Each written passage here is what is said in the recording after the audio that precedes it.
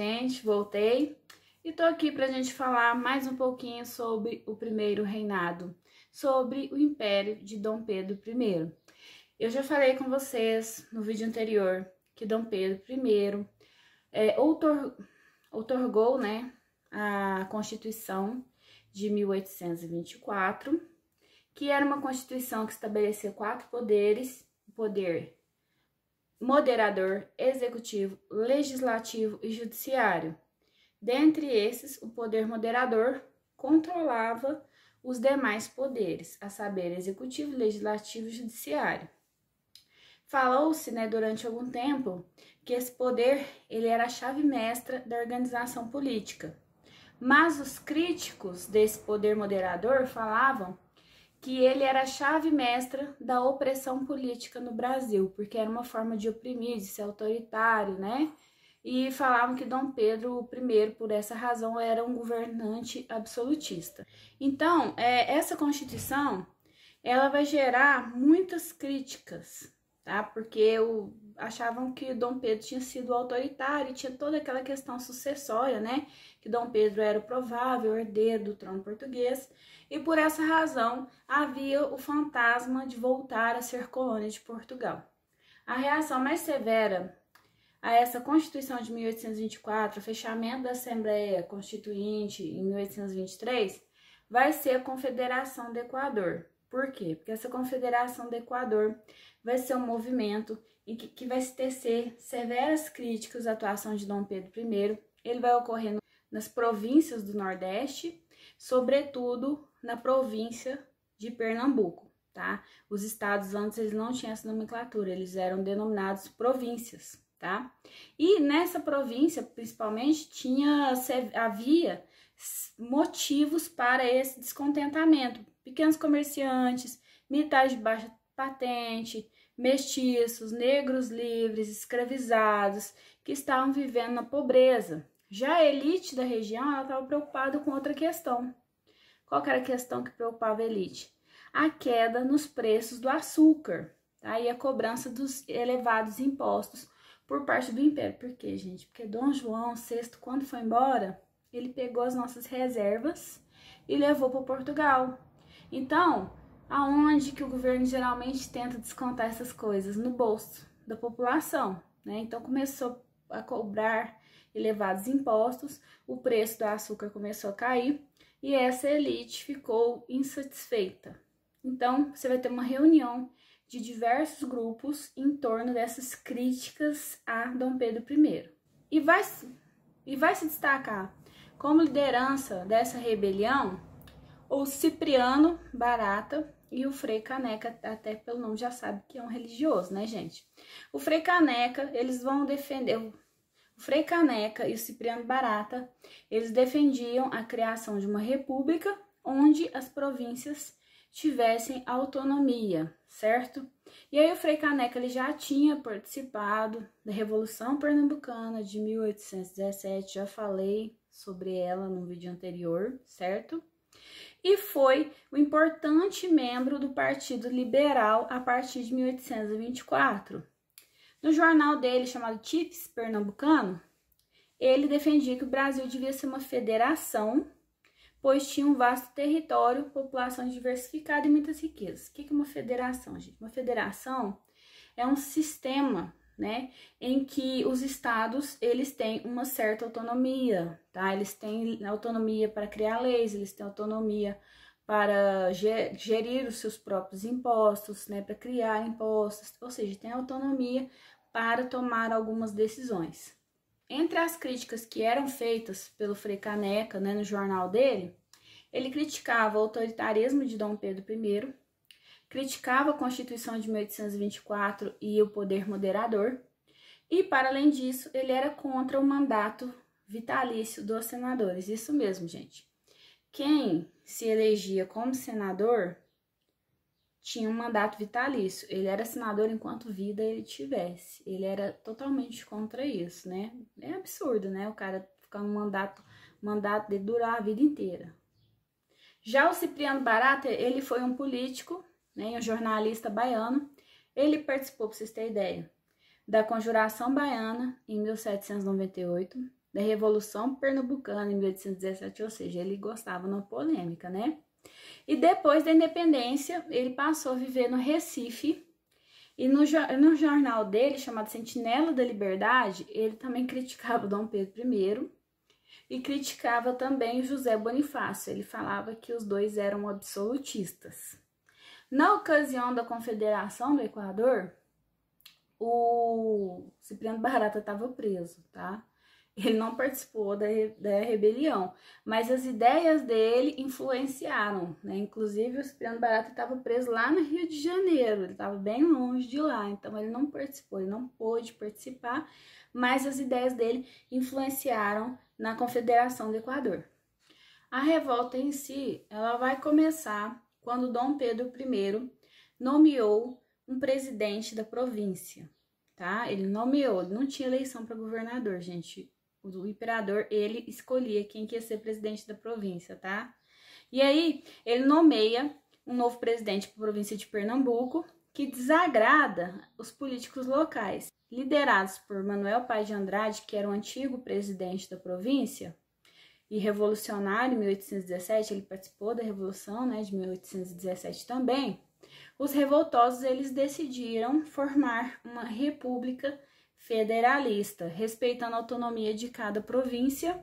E aí, de Pernambuco, essa rebelião ela se expandiu, né, para Ceará, Rio Grande do Norte, Paraíba, Piauí e Alagoas, formando aí o que a gente chama de Confederação do Equador, beleza? Alguns líderes da Confederação, eles vão defender, alguns líderes do movimento defendiam, inclusive, o fim do tráfico de escravizados, né? E a igualdade entre os cidadãos. Essas ideias, elas vão gerar o que, gente? Em quem tinha escravos, na elite?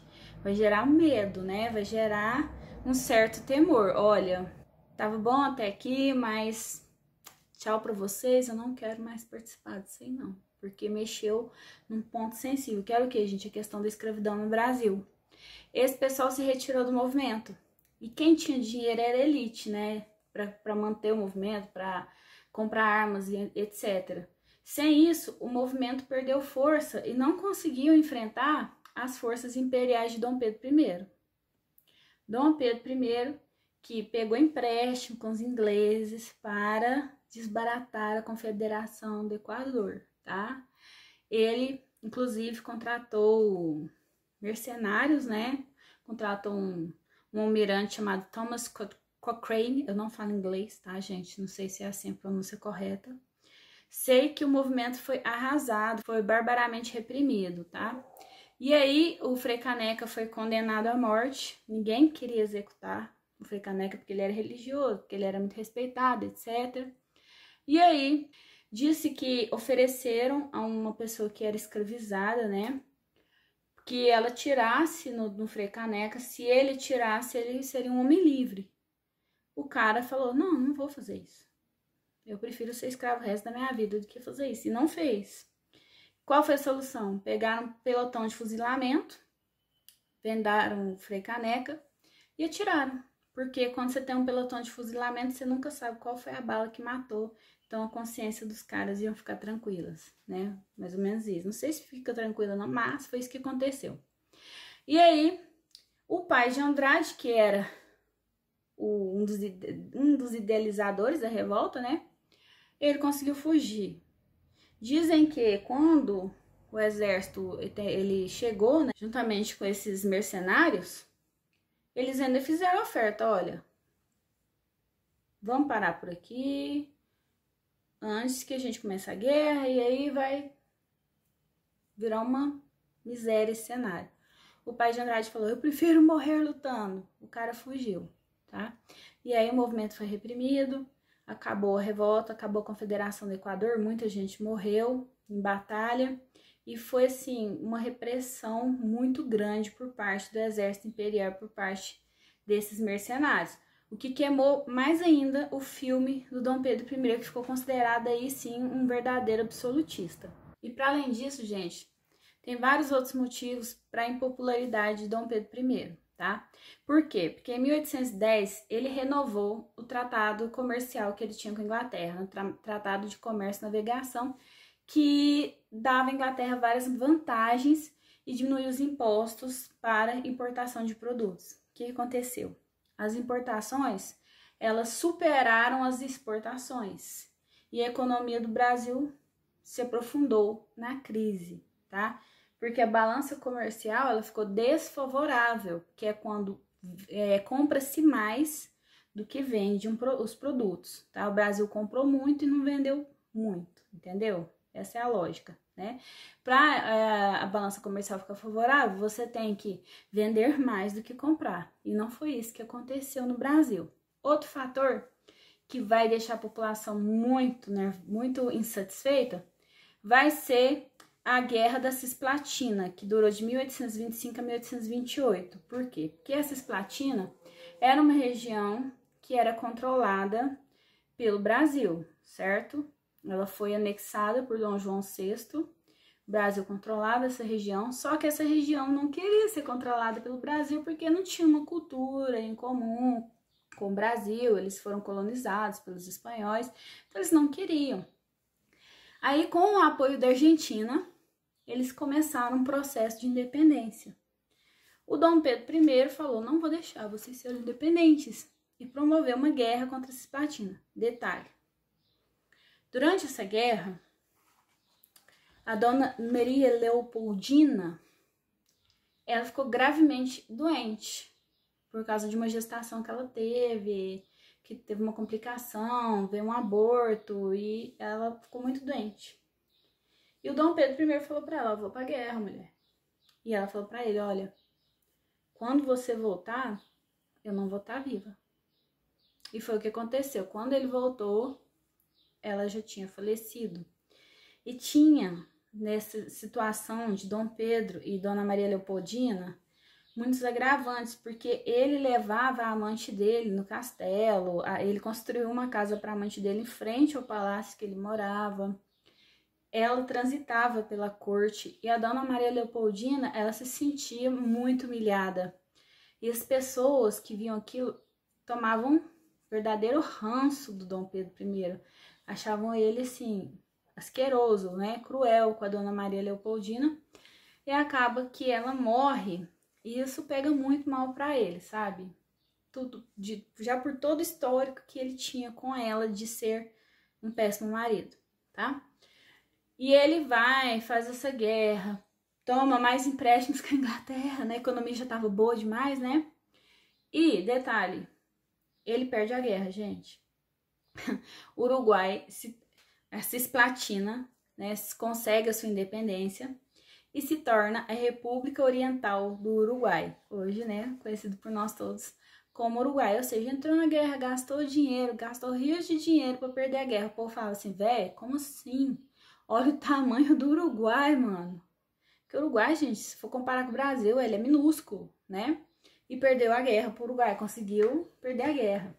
Soma-se a isso o fato também de um jornalista chamado Líbero Badaró ter morrido. E dizerem, né, por todos os cantos, ventilar a informação de que Dom Pedro I fora o mandante deste assassinato. Tentando melhorar sua imagem, Dom Pedro I começa a viajar pelo Brasil, né? E quando ele vai para Minas Gerais, a população mineira recebe ele com o toque do Dobre de Finados, que era um toque dos sinos da igreja. Quando uma pessoa morria, você tocava o Dobre de Finados, era um toque diferente. E isso era para um desagravo pela morte do Líbero Badaró. Ou seja, ele foi muito mal recebido em Minas. Aí os portugueses, né, os membros do partido português, resolveram fazer uma festa para receber o Dom Pedro I. Vamos fazer uma festinha, né, para agradar o homem. Só para situar vocês, o assassinato do Líbero Badaró foi em 1830, tá? E aí, em 1831, eles foram fazer essa festinha, né, para tentar melhorar o astral e a moral do Dom Pedro I. Só que os opositores falaram: não vai rolar festa coisa nenhuma. Não vou deixar ter festa, não. E foram lá e fizeram uma ruaça. E voou garrafa para um lado, voou garrafa para o outro, voou garrafa do outro lado. E isso ficou conhecido na história como a Noite das Garrafadas. Portugueses de um lado tentando defender a honra de Dom Pedro I e liberais do outro pregando pau, né? Paulada, garrafada, foi um verdadeiro fracasso essa noite, essa festa promovida, né? Dom Pedro I ainda tentou, né, acalmar os ânimos, ele montou um ministério todo de brasileiros, vou montar o Ministério dos Brasileiros, colocou só membros brasileiros. Como isso não adiantou muita coisa, ele viu que não estava resolvendo nada, ele falou, vocês não querem ficar meu amiguinho, não? Demitiu todos os brasileiros e colocou portugueses. Esse ministério ficou conhecido como Ministério dos Marqueses, tá? E aí os brasileiros ficaram mais revoltados ainda. Como assim demitiu os brasileiros e colocou os portugueses lá? Não pode um negócio desse, não. Ficaram extremamente insatisfeitos. Mas já estavam e ficaram mais ainda um pouquinho, né? A partir daí, gente, começou a rolar manifestações, né? Para o Dom Pedro I pegar o beco, sair fora, né? E aí, Dom Pedro I, gente, vocês já viram que ele não tinha traquejo para lidar com esse tipo de situação, né? Ele era 8 ou 80. Ele não sabia medir as ações dele. E ele, até quando ele tentava acabar com a insatisfação, ele gerava mais insatisfação na população. Detalhe, gente. O Dom Pedro I, depois de tudo isso, ele resolve abdicar em 7 de abril de 1831. Só que o Dom Pedro I abdicou, não foi à toa. Ele abdicou porque ele se envolveu numa questão sucessória, tá? O paizinho dele falece, Dom João, né? Dom João VI falece. E aí, e ele nomeia o filho dele herdeiro ao trono, Dom Pedro I. Falece em 1826. Só que Dom Pedro I, ele abdica do trono. Ele fala, olha, eu vou abdicar o trono, eu já sou rei aqui no Brasil, imperador do Brasil, vou abdicar o trono e vou deixar o trono para minha filha mais velha, Maria da Glória. Aí ele fala, olha, Maria da Glória ela ainda é menor de idade, né? Ela é muito novinha. Então, meu irmão, Dom Miguel, vai ficar como regente de Portugal. Tudo bem.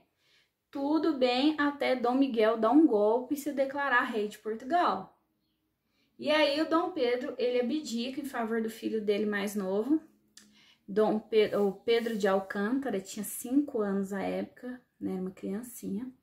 Ele vai embora do Brasil, ele deixa o Pedro de Alcântara aqui como príncipe, né? Não podia ser regente ainda, porque tinha só 5 anos. E nomeia José Bonifácio como tutor do filho dele. Olha, Zé, cuida do meu filho aí que eu tô vazando. Vou lá para Portugal lutar pelo trono da Maria da Glória. Tranquilo? Tranquilo. Partiu. Foi embora. Deixou o menino aqui, vazou. E aí, ele vai para Portugal, briga com o irmão, né? Aí ele lidera, né, lutas pela reconquista do trono de Portugal, consegue reconquistar o trono, é nomeado rei Dom Pedro IV de Portugal. E aí, pouco tempo depois, e depois de aclamar a filha dele como rainha, poucos dias depois, ele falece, né? O pobre do Dom Pedro falece poucos dias depois da Maria da Glória virar rainha de Portugal. Detalhe, qual que é o arranjo que se faz? A Maria da Glória, gente, vou contar aqui pra vocês. A Maria da Glória, ela vai casar com o tio dela, o Dom Miguel. Sim, ela casa com o Dom Miguel, tá? Então, em tese, ele vira o consorte da rainha de Portugal. Então, ele continua nadando na maré mansa, tá? Escândalo, né, gente? Tio casa com a sobrinha e eles têm muitos filhos, até que a Maria da Glória morre em decorrência de um parto. Esquisita essa história, né? Mas essa é a história do primeiro reinado. O primeiro reinado acabou aí. E aí começa o período regencial. O próximo vídeo é sobre o período regencial. Não perca, curta, compartilha, se inscreva, me segue lá no Facebook, no Instagram, onde você quiser, me segue, beleza? Grande abraço a vocês, fiquem com Deus, tchau.